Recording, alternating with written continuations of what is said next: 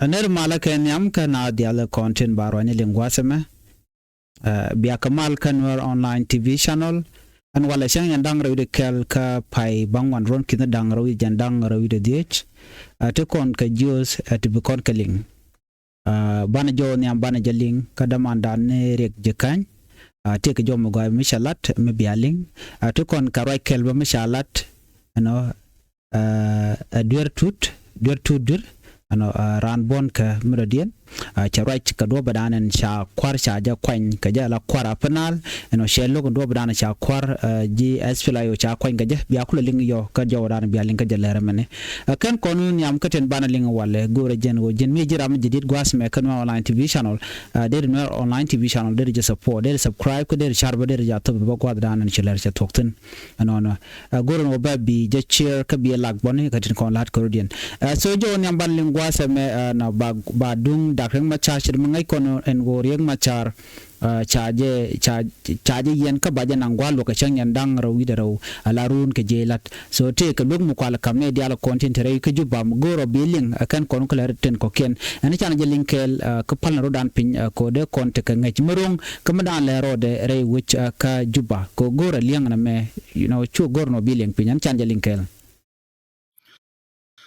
malaga karun wang neri ye gwan dial te yentin yen chi amari raja gora de mat kona wale dung koda gwandit chi kona ngajo gwandit bo kot ka monday ka ta bangwan jan de kot de to ka je riudu no wan ji na mo message ka warga ka chagor ka ramada di ram bikula lawyer gwandit ke ram bulukula lat ka jikume gwandit kula wa defend wouldn't be actually cool wal kur jen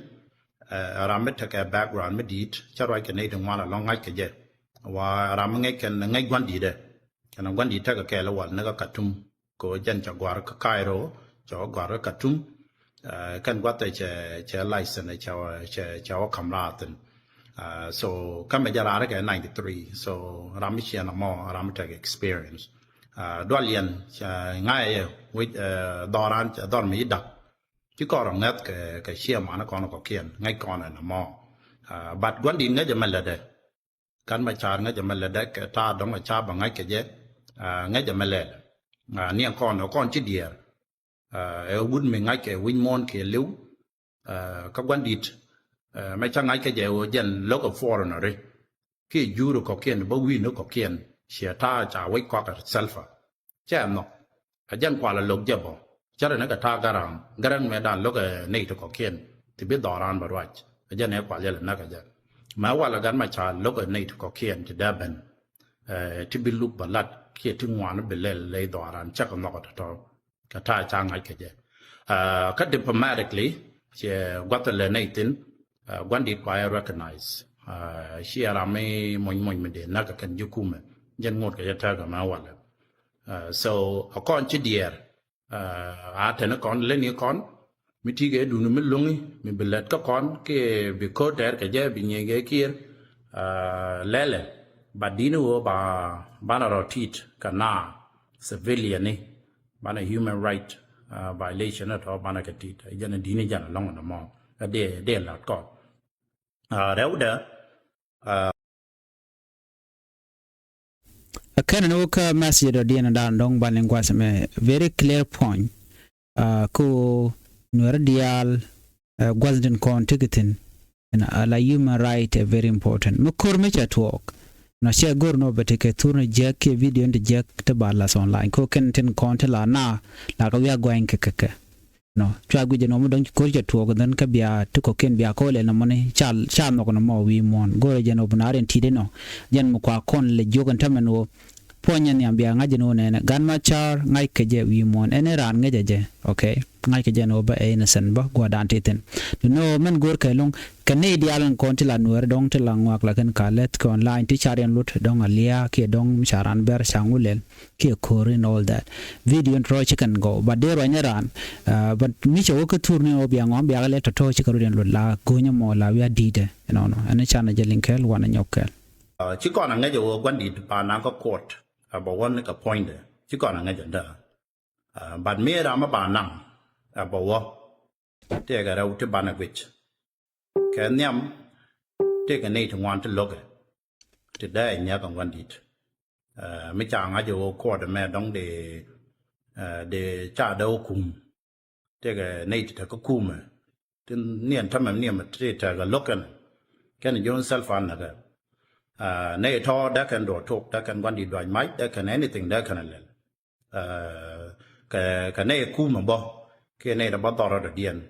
kul kon la ta ka ra la ke kan bo ta ka ko da kan mi cha wan dit cha bu kum da kan ma yot da ka ga ke kum wo ngu she kum so ga da ke chuo dwal gora ka mande mi ti ga nyin tien ko ti tien ni ka chuo dwal gora jin mi ti ga lat ke ti ga shop shu ja lep ko chi nga ja bu tok mi jin student shu dwal gora ko mi wo ta mi tok rai da be cha ke 2013 2016 da daw da ji point wo chuk ko ngai ko na kor bi ya tok dai chi ka ra na ngai chi kan ga ngai chi kan chiek ngai ta ram ngai kan so bana roti kan mo ran chi ta ka mi le nyu du lu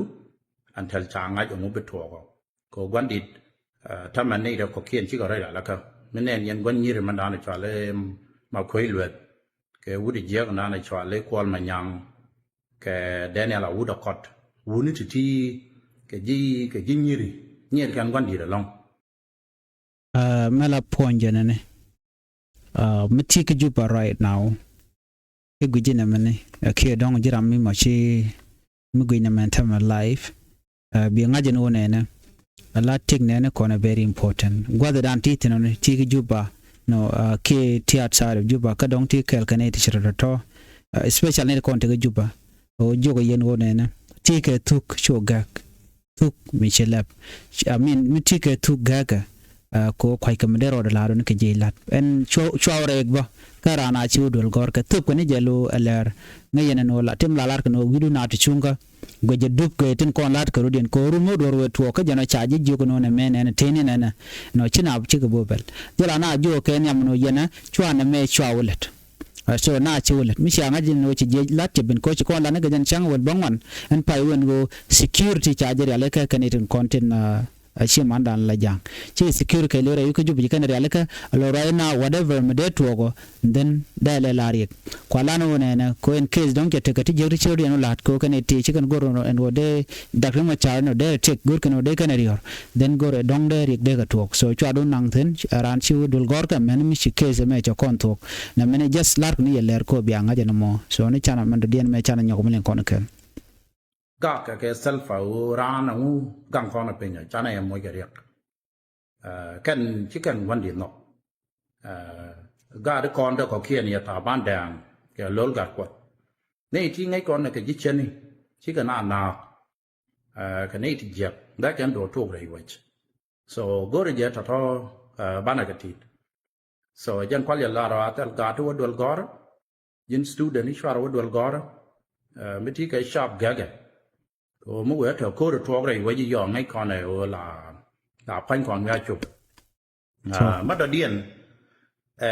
ko da me cha recognize a win mon ko ko me rama prosecutor a sheer bullmel ka justice minister mark ga na bullmel so ka bullmel cha sanction so you win more than recognize in a man we could yeah make sure kangaroo court me tell competence o can it lel can political motivation and a man cha with you win more than go ko cha ga tie yo yen na chi kon thong lu ke dan Canadian nang na 2013 one in 2016 Canada cha sanction ling ni o ling ni kan na di na ka sanction one can ka ye le yan recycle le ka go ne ge o ba ga na ga court yan bo te di je cha lat yan ju kum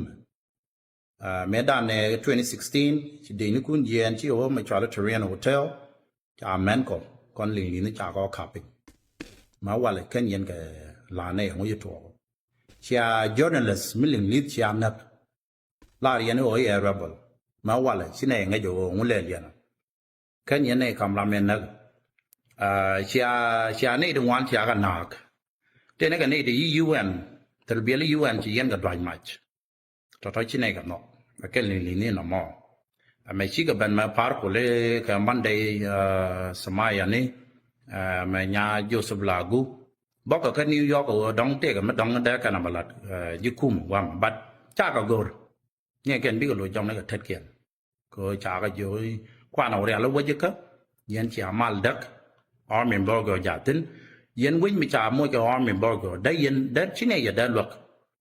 so yên lo cho quay đun, ra là quay đun nữa cái, giờ lo cho trả lát cái, so giờ nó gọi đấy để lát con chỉ đi cái gan machar, quát đi ngay cho mà lên, làm ngay cái win mon cái liu, chỉ làm đeo cũng mình năng này giờ nào. But ta yin như ta tin til logan machar anh dân để mặt con bia thở mal ban là để nhau gwa jo shaling gwa same jena danan gorno nyaka yakel of course kon klerodian bu konaling no da mandane rek jikany rami bol long la roinitin kontilat karodian la ka la dehre kumaka ta dan de malder ben gaje ki ta dan we re ku kan ka ben gaje re we ka sos dan ngai kon diala no gan machar ka jen gwa same tere re kamedi ta ko di jen ko gwa dan cha yen no teram chirwa che ka ja right de jen kornin tin paiwo Shermi jan September 11 and on a gwad me kwa charges ne ka kwa la ren wo jene ramno mo chi duer shelat ngai kon diala no kan tin duer kon alat ka kwide ka kai ni shi ka tok so ka ngai kon ga retona but right now ko na gwa lok mo kwa wonin kwa le tup ka je no yene tin kon le ngana me bi ngaji no ne ala wude shwal ka me Michal kame bol mel ala sheikh do jaram dana la Minister of Justice so mangai kon dial dio je kon dial kwich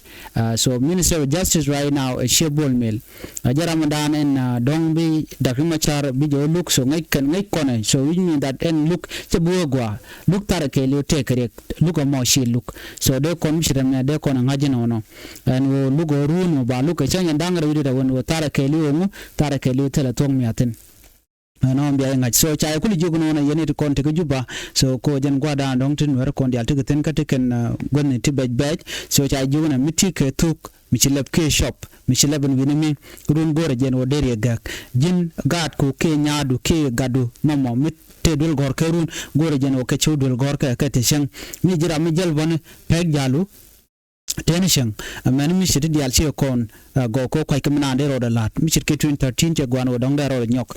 sha woni ba sha no cha tu bno ta bande ngai ki lol gat ko da wani di tin kane tin dongo ro de gan ma sha de kan mo kere ka jora na chalat ke je ke de kan gor no de kan nak dong de na re ka so all this thing to talk o bi na serve ne ko la no re konte ka juba nyok no en ta da na lat ke lu me ke je de da ko ma char kane to kon la je kwara tin ta ku ma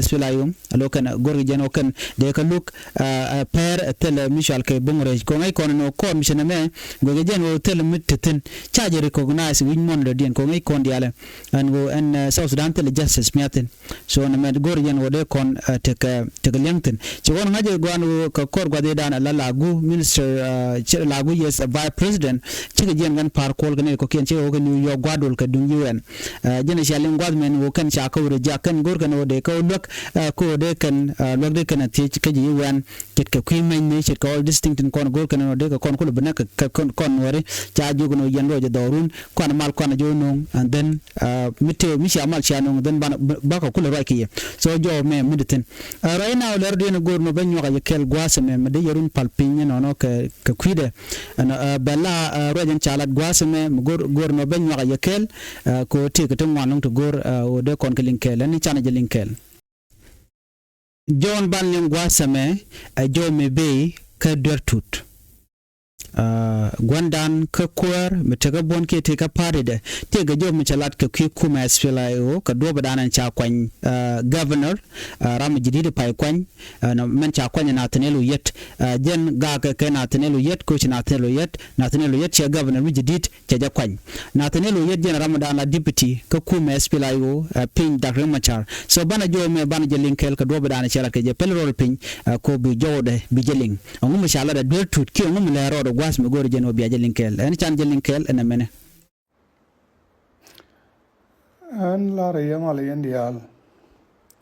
ka la ko tet loit ko chen no bala ra ke wala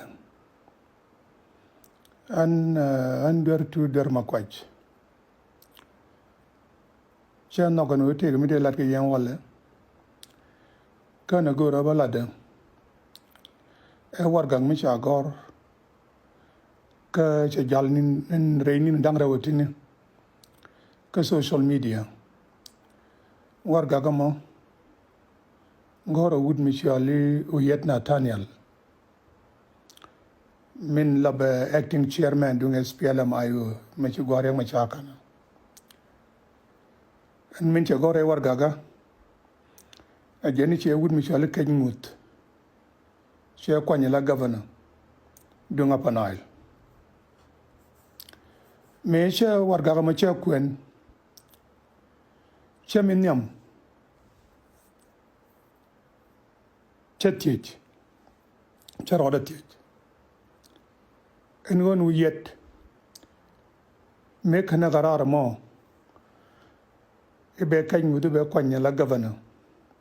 dunga panail state jen che roda tiech en meda nejen kan wakarech ke 2020 tigni dia bindor jen che roda tiech nenu duer ke Stephen Boy Rolnyang ke Simon Garwedwell ke bidi 2 year ke ne dangwal borow te shi matanchenge teredian ke nimeri riek ke shol gaga ke biel tokej ke William Pay ke Dolarjin ke Udgor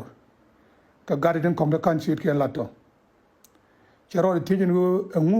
me te ka dol ke rundi diality ni ka kan governance kan kwany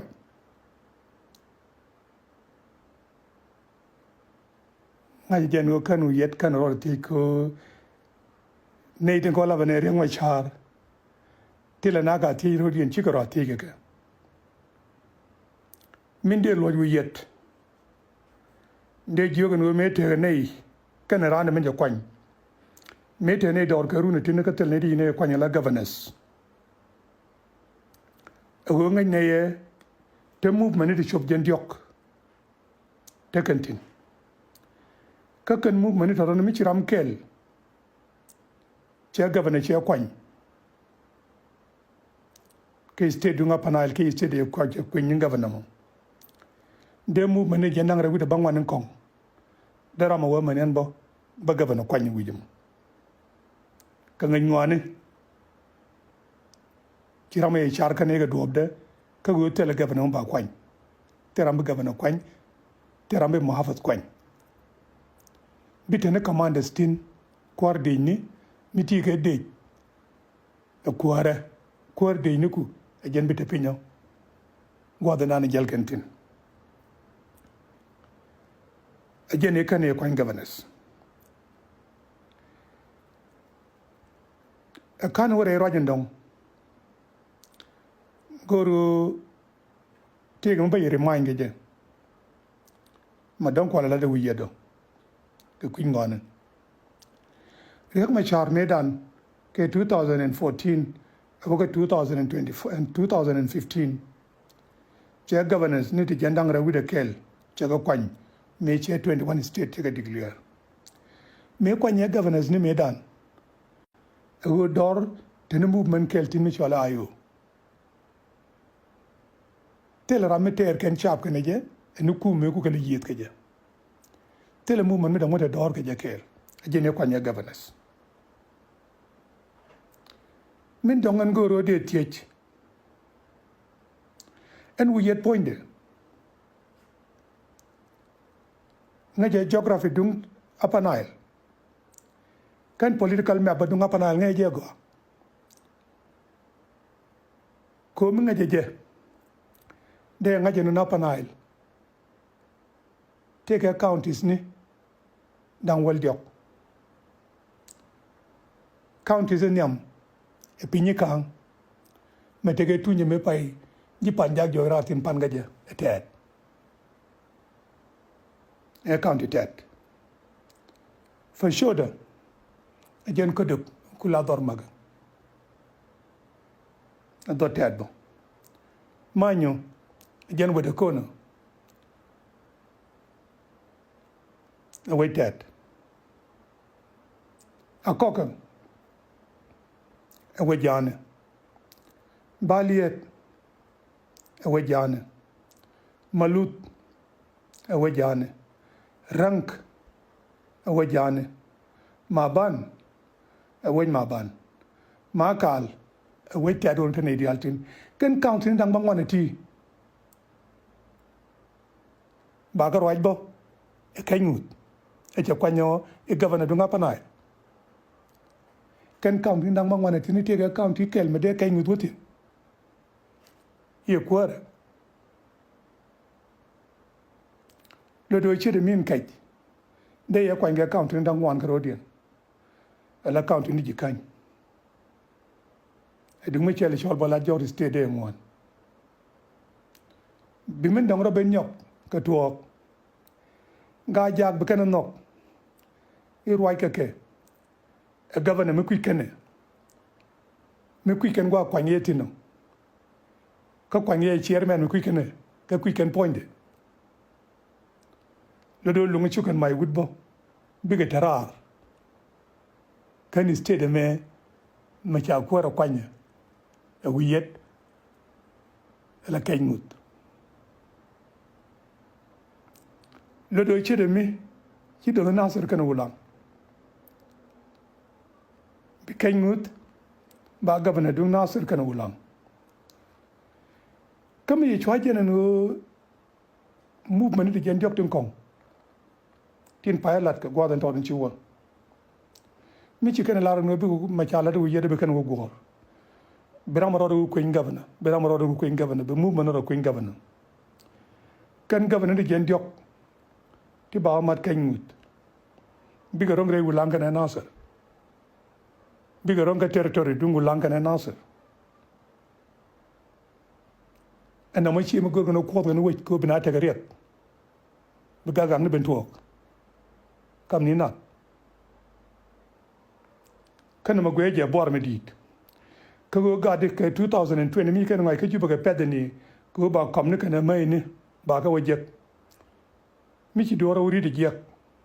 entaw bi kana ngoy dor ka bi ga ben kon ni kom ni e ci kan ti ka go ni re dor e ngullo kana kom na dor ga jammo jege je bor mi daga ka jege je ci de mi te luda mi ci de dol kare nei kon ni de jege dor ka ci kon wuri de dol kan nei to nei kan nei go fan balar eno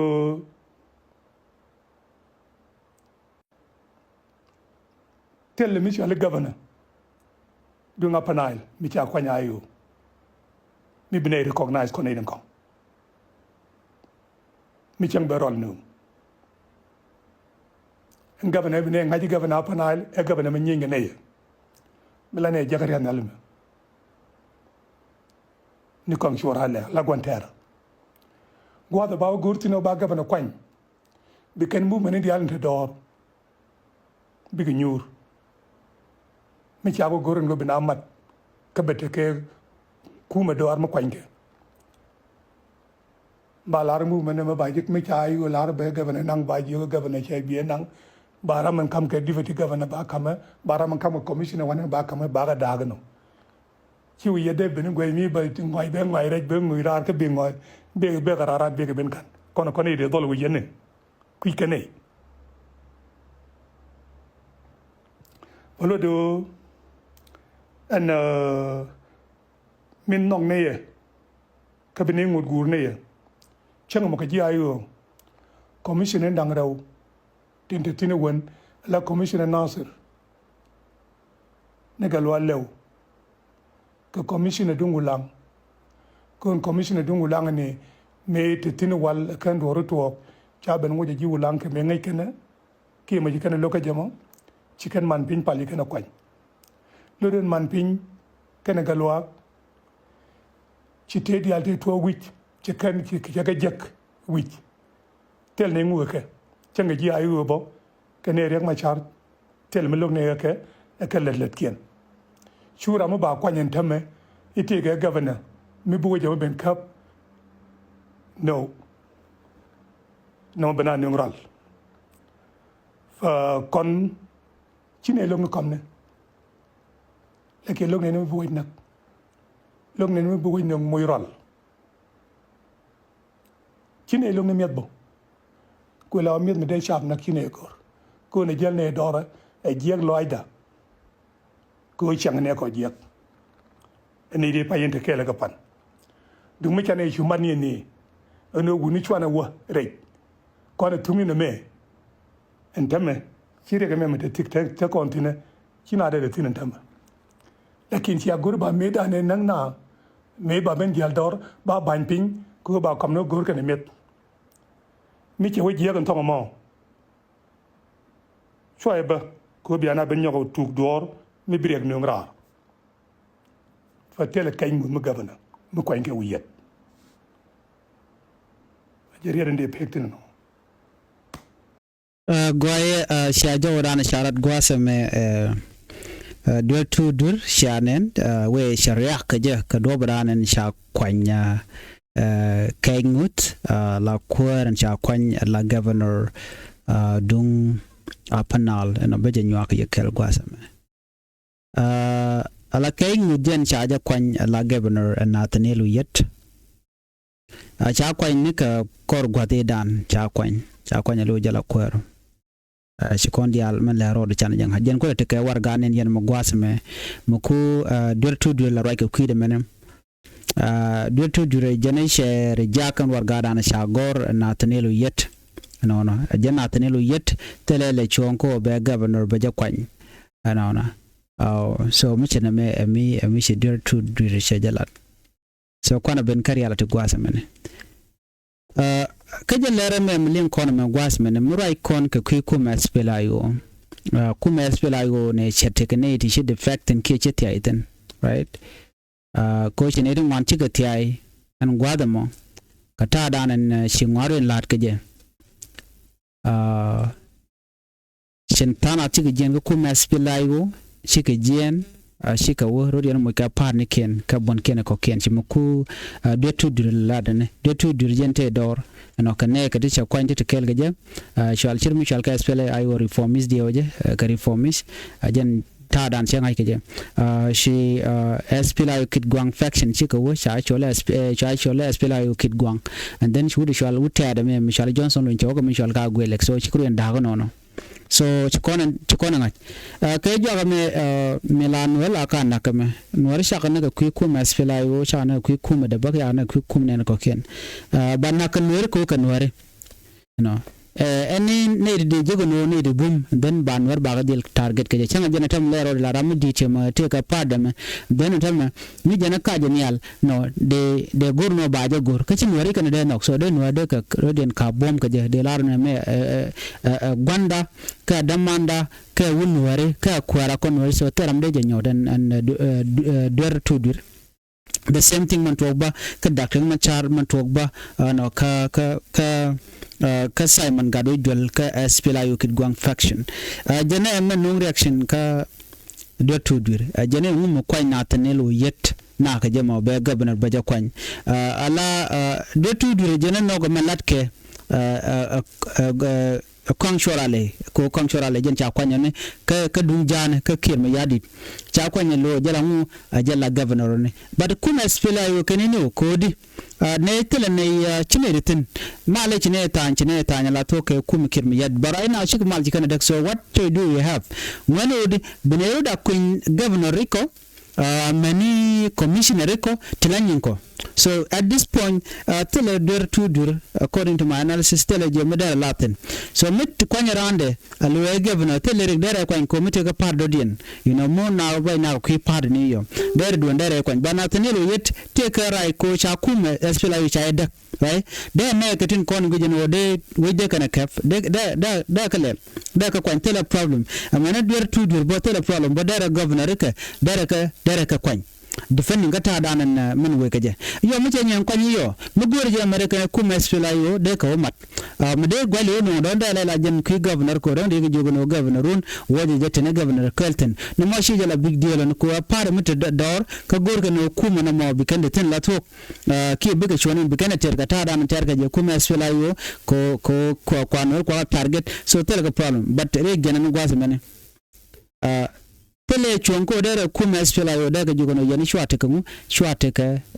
governor tere ko jen chenke governor kwanya teme tambi jugono jin shu governor chuja kwany no ba panal bi lele biyo wa na mo che jen dano te naten no era ndere mun kwanya ko te ga pantu to gol bade kan kullaro ne nathaneal yeta okay kon gur kne yo bana mat so chana mada alak bon kele la party kele kuma spela yo chika tayi walto kon ga tel kon dek and then bana kulelel bikon rami governor mijidit pande kula kwany no bi apenal bejarwaj